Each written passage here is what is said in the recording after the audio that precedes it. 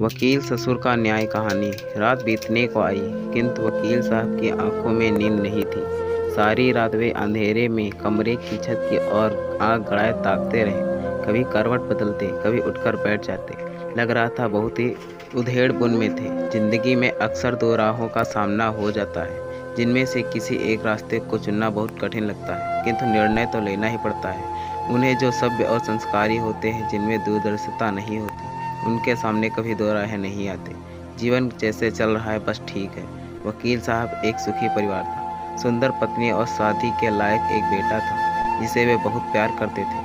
गांव में अपनी खेती बाड़ी थी, प्रैक्टिस भी खूब चलती थी।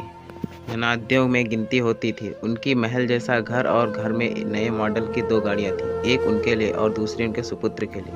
वकील साहब दिन भर किताबें में उलझे रहते। बेटे की देखरेख का सारा भार उनकी पत्नी पर था। नवाबों की तरह वह पल रहा था। जब भी पैसों की जरूरत थी, मां इनकार नहीं करती, बेटे से सख्ती नहीं कर पाती थी।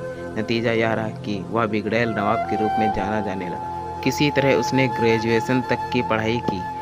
आकर्षक डिलडोल घुंघराले बाल, गोरा चिट्ठा था। बचपन में कभी अभाव नहीं जाना था, इसलिए पैसों को पानी की तरह बहाता था। गुस्सा तो नाक पर ही रहता। जब वह किसी तरह की कोई नौकरी में नहीं जा सका तो वकील साहब ने बिजनेस में लगा दिया। यहाँ वह सफल हुआ, क्योंकि उस बिजनेस में दबंग की जरूरत थी। इतने धनी मानी घर में अपनी बेटी को देने के लिए कई पिता उत्सुक थे। खूब रिश्ते आने लगे। अंत में हर प्रकार से जिसे योग्य समझा गया वह निहारिका थी। लड़की की सारी खूबियों से सुशोभित, अर्थात लंबी गोरी, घर के कामकाज में निपुण, सुशील और आज्ञाकारिणी। सभी खुश थे। वकील साहब की पत्नी बड़े ही शौक से शादी की खरीदारियां कर रही थी। निश्चित समय पर विवाह संपन्न हुआ। घर में खूब रौनक आ गई। इस घर में आकर निहारिका भी अपने भाग्य सराह रही थी।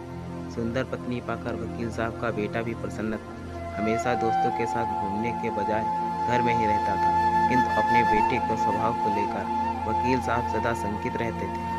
बहू की हर जरूरत को और सुख सुविधा पर नजर रखते। बहू भी सास ससुर की सेवा में तल्लीन रहती। समय बीता। वकील साहब और उनकी पत्नी दादा दादी बने। पोते को गोद में ले फूले न समाते थे। दिन बीतने लगे। एक दिन वही हुआ जिसका डर था। दोस्तों, आगे की कहानी जानने के लिए मेरा चैनल सब्सक्राइब करें और कहानी पर अपनी राय देने के लिए कमेंट करें। Thanks for watching.